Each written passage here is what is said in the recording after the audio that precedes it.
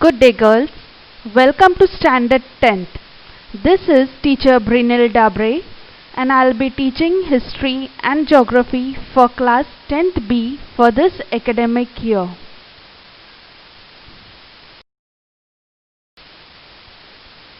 Today we shall begin with history. In Standard 9th, we studied history in different contexts compared to the previous years of study of history. So in Standard 10th also it's going to be different. This year we shall study more of applied history. What is applied history? Applied history is the application of historical information or history in day-to-day life.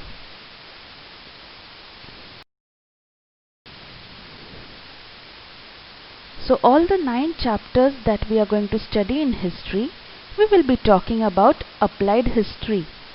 And it will also help us to understand that history is not only to study and write, but by knowledge of history, we can also have a career in history.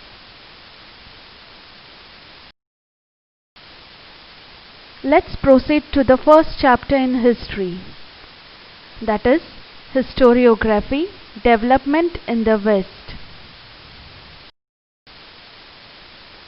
We shall cover the following 4 points in this chapter, that is tradition of historiography, modern historiography, development of scientific perspective in Europe and historiography, and about notable scholars from France and Germany.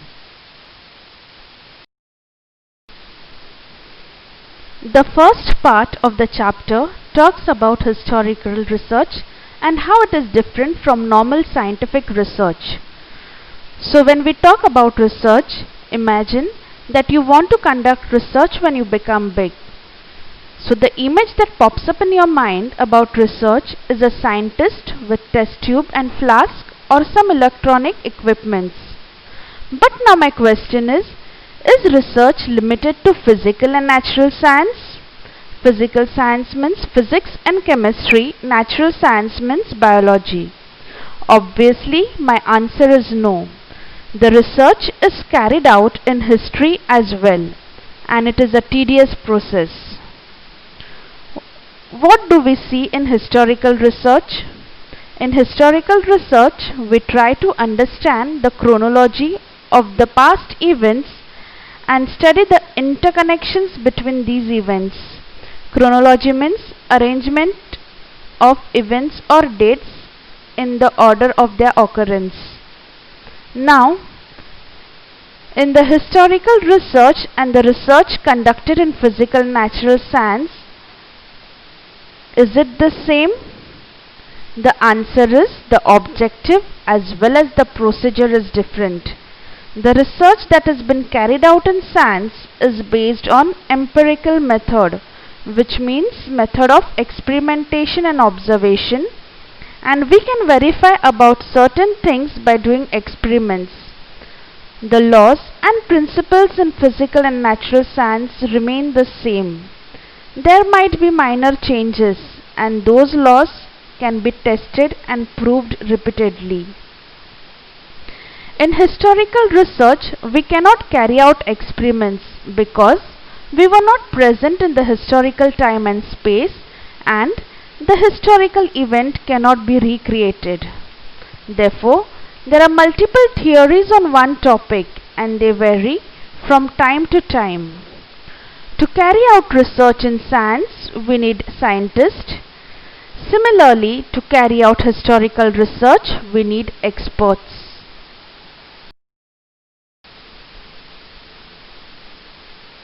What is the need of an expert? We need an expert to prove the authenticity of historical sources. Authenticity means the quality of being genuine or real or not being corrupt. These experts belong to different fields depending upon their field of expertise. An expert should know the language and script of historical document so that he can read it and understand its meaning. Experts, they can examine the authenticity by using criteria such as the lettering style, author's style of writing, manufacturing date and type of paper, and the stamps of authority that have been used, etc. Now we shall study the disciplines that contribute in historical research. First is archaeology. Archaeology means scientific study of past human life and culture. The next one is archival science, which means a place where historical records are kept. The third discipline is manuscriptology, which means study of history and literature through the use of handwritten documents. The next one is epigraphy, which means study of inscriptions. Inscriptions are something that is written or engraved on monuments.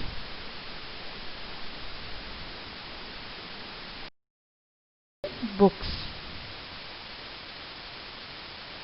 Then is analysis of lettering style, that is trying to study the fonts. Linguistics, which means study of language and its structure, including the study of grammar and phonetics. Numismatics, which means study of coins. Genealogy, which means study of lineage. Lineage means descent from an ancestor. So these are the different disciplines which contribute to historical research, that is archaeology, archival science, manuscriptology, epigraphy, analysis of lettering style, linguistics, numismatics, and genealogy. Now we shall study about historical research method, that is the writing of historical narrative. The first and the foremost thing what is done is they collect historical information, then they try to highlight the process that led to historical changes. Transitions means changes, and accordingly they carry out comparative analysis. Then they examine the relevant references of the available historical information. Thirdly, they try to understand the references with regards to the space and time of the given historical event, and also various conceptual frameworks that have been used in historical research method. Conceptual framework means a visual representation of ideas that is used before a study, and it brings together different ideas. Then they try to formulate relevant questions in view of the historical references. After they formulate the relevant questions, they formulate hypothesis. Hypothesis means explanation that has been based on the limited evidence. And at the end, they critically examine the various sources of history. We shall now study about tradition of historiography. We have learnt about the historical research method, critically examining the historical sources, and writing the historical narrative. So the writing of a critical historical narrative is called historiography, and a scholar who writes such a narrative is said to be a historian.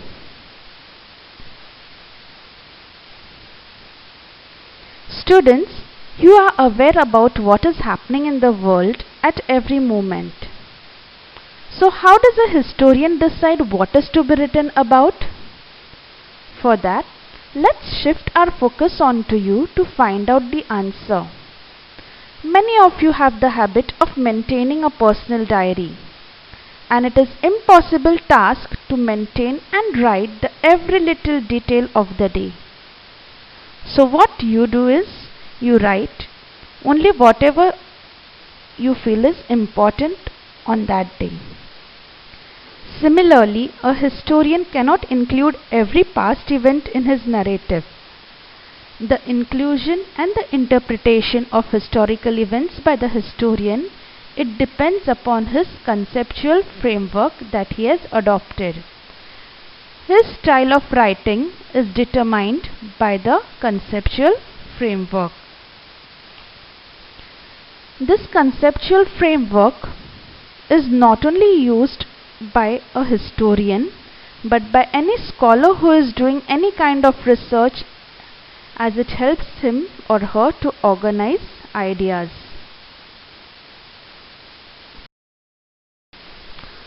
Historiography was not prevalent in the ancient societies.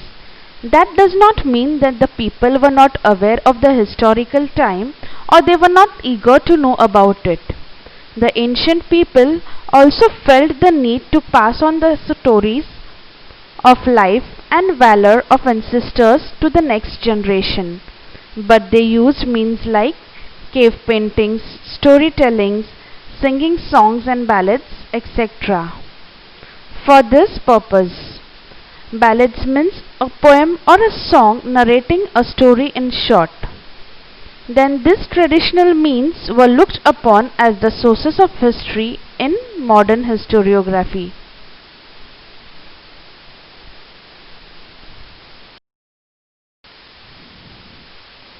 I am sure you must be bored as you couldn't get out of your house with the COVID-19 pandemic since the end of March.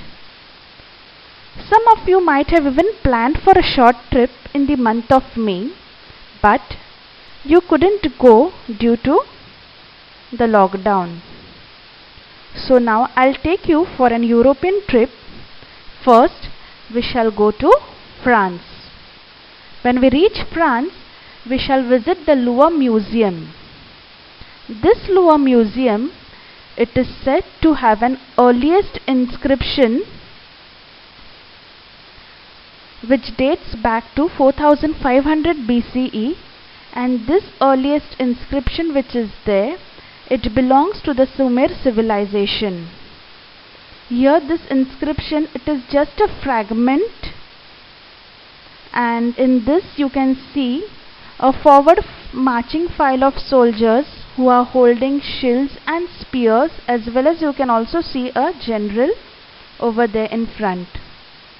The tradition of recording historical events is traced back to the Sumer civilization in Mesopotamia. Names of Sumerian kings and the stories of battles that they have fought have been preserved in these various inscriptions. It also records a battle that was fought between two kingdoms, and it is displayed in the Louvre Museum in France.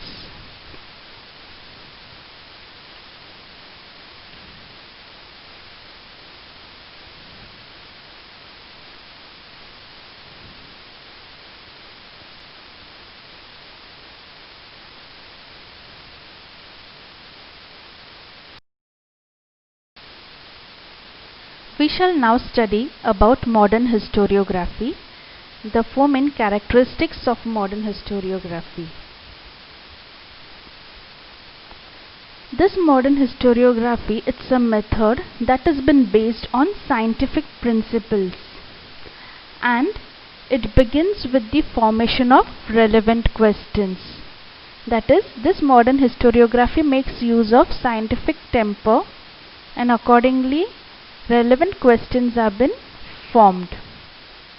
The questions that have been formed are anthropocentric. That means these questions are about the deeds of the members of the human societies of a particular period. History, it never suggests about any interrelations between the divine and the human deeds. The answers to these questions are supported by reliable evidence. And the last characteristic is history. It presents a graph of mankind's journey with the help of human deeds.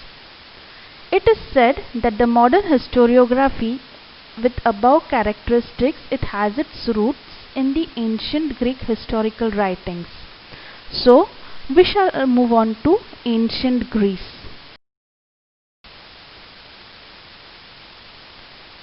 The term history that we use is a Greek word which means inquiry, and this word history was being used by a Greek historian named Herodotus, who is also regarded as father of history. He made use of the word history for the first time in his book entitled The Histories in the 5th century BCE. Now, we will move on to the 18th century Europe. We shall study about development of scientific perspective in Europe and historiography. The 18th century Europe achieved a remarkable progress in the fields of philosophy and science. The scholars believed in the possibility of studying the social and historical truths by applying scientific methods. The philosophical discussions were also focused more and more on the objectivity of history and historiography. Before the 18th century, all the European universities were interested only in philosophical discourse revolving around the divine phenomena. But this scenario changed later. In the year 1737, the Göttingen University was founded in Germany. This university for the first time had an independent department of history. Later, other German universities also became centers of historical studies. Now we shall study about notable scholars from France and Germany, and we will also see their contribution in the development of historiography. The first scholar is Rene Descartes.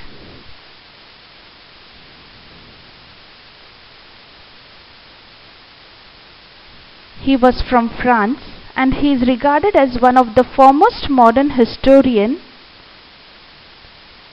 Rene Descartes, he insisted that it is important to verify the reliability of historical documents by critically examining them. So he was of the view that not to accept anything unless all your doubts are cleared. He wrote a book called Discourse on Method, and in this book he has written never to accept anything for true till all grounds of doubts are cleared.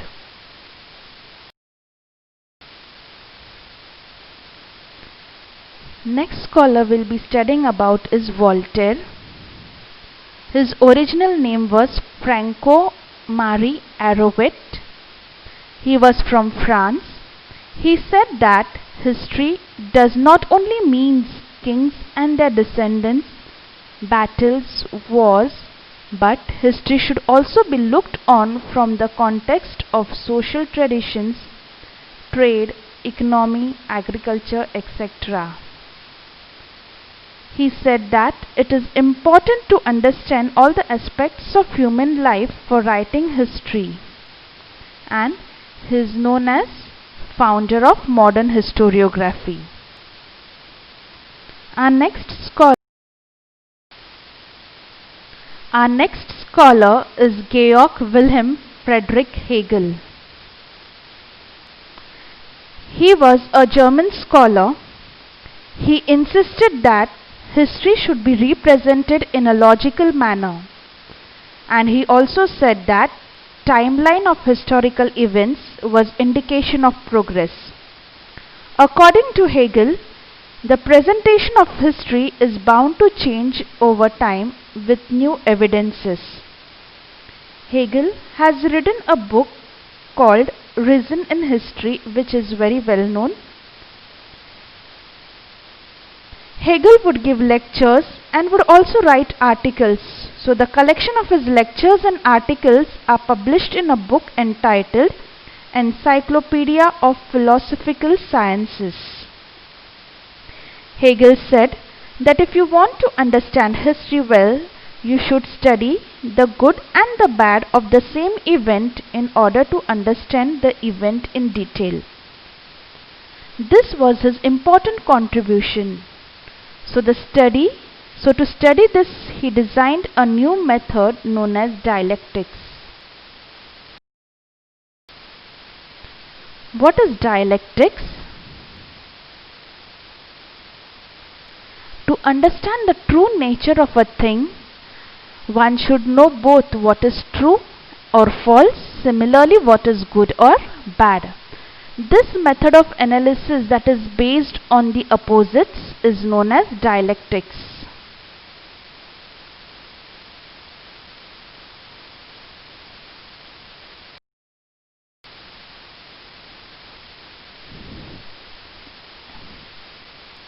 In dialectics, we have thesis, then we have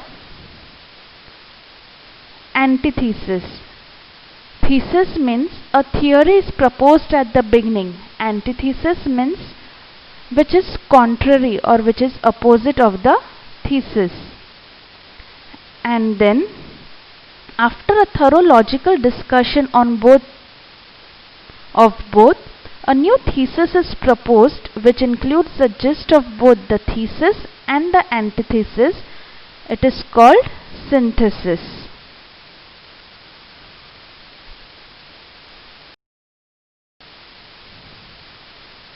Our next scholar is Leopold von Ranke. He was from Germany. He was a professor in Berlin University. He also emphasized on the points like Descartes. He said that before accepting anything in history, check its originality. So he gave lot of importance to information gathered through original documents. He was of the view that all the types of documents related to historical events should be examined minutely and with great care. He also criticized imaginative narration of historical events. Collection of his articles has been published in 2 books entitled The Theory and Practice of History and The Secret of World History.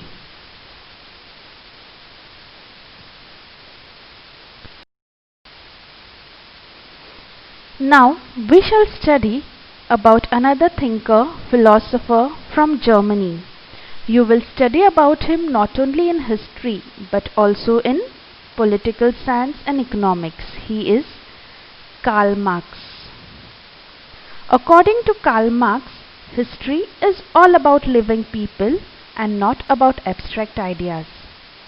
He also said that human relationships are shaped by fundamental needs of people and the ownership as well as nature of prevalent means of production to meet those needs.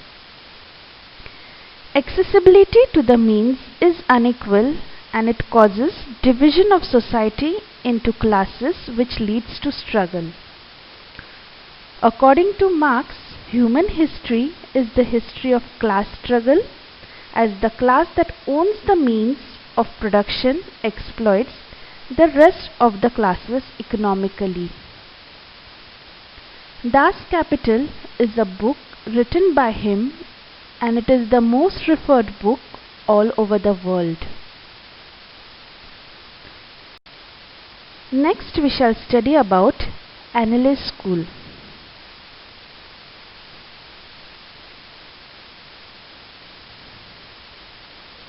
It was a new school of historiography that arose in France and was started by the French historians. It gave a new direction to the writing of history. It was recognized that history is not only about political events, about the kings, great leaders, wars, politics and diplomacy, but it is also about climate, local people, agriculture, trade, technology, means of communication, social divisions and their collective psychology, etc.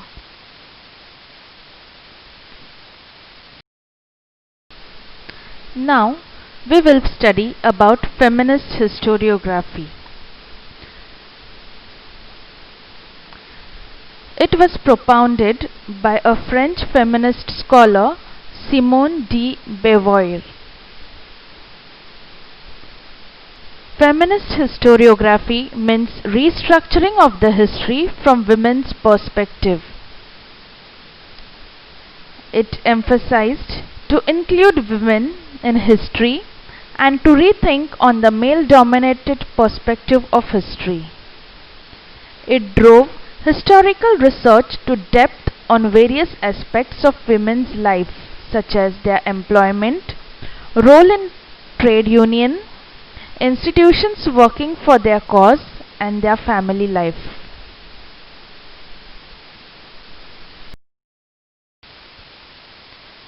Now we shall study about the last scholar. He is Michel Foucault. He was a French historian and he brought forth a new concept in historiography. He argued that presenting historiography in chronological order is not right.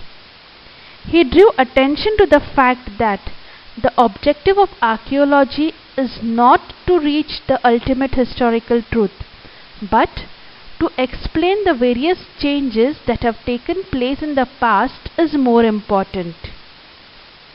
He acknowledged that subjects such as science of medicine, psychological disorders, prison administration are valid for historical analysis, and these subjects were unacknowledged areas by historians earlier. Thus, we can conclude that the scope of historiography kept on expanding continuously. Writing of histories of various subjects like literature, architecture, sculpture, drawing and painting, music, dance, drama, films and television, etc. came into practice. With this, we come to an end of the lesson. Here is an assignment for lesson number 1.